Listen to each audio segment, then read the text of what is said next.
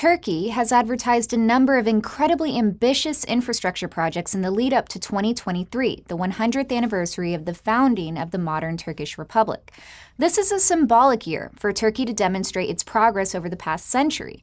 The government wants to use these projects to not only address Turkey's many infrastructural needs, but also to bring worldwide attention to Turkey as a significant emerging market.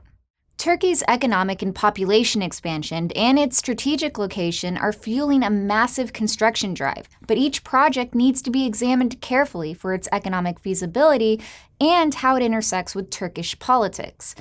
The most attention-grabbing and perhaps most far-fetched project on the list is Canal Istanbul.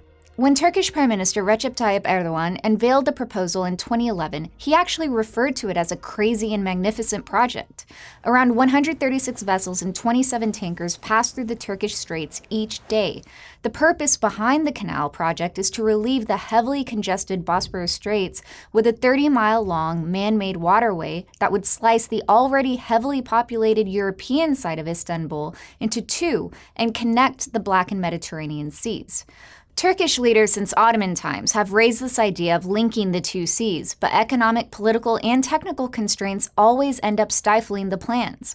The government claims the canal would cost $10 billion and be operational by 2023, but this is simply unrealistic for a project of this magnitude. There are other major infrastructural projects that are more feasible, but still carry very large price tags. Turkey recently issued a tender to an all-Turkish consortium for a third airport that would be on par with London's Heathrow and Paris's Charles de Gaulle. The estimated cost for the project so far is around $29 billion. That would be paid over 25 years once the airport is operational. However, that amount doesn't include the additional billions in upfront construction costs and taxes.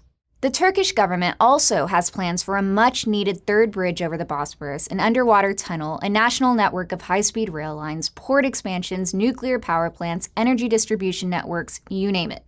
The government says it will need to raise around $250 billion to finance these projects, but with European banks in distress, other foreign banks still trying to feel out the Turkish market, and Turkey's banking sector too small to cover such immense costs on its own, the government does face a challenge in securing the long-term financing to get these projects off the ground, especially on the timeline that it's set for itself. Now, foreigners eyeing this market are looking at the 17th largest economy in the world in GDP, with a young and growing population of 73 million. Europe's economic decline will continue to hamper Turkish growth, but the country's strategic location allows it to compensate to an extent by reaching into the Middle East, Africa, the Caucasus, and Central Asia. But business in Turkey will often intersect the country's very deep and complex power struggle. Business enterprises are built on government support, and contracts will typically be issued to those friendly to the ruling party. At this point, many of the AKP's staunch adversaries belonging to the old secular elite are choosing accommodation over resistance in order to remain competitive in Turkey's current political environment. This is another critical layer for foreigners to understand when it comes to navigating the politics of the Turkish economy.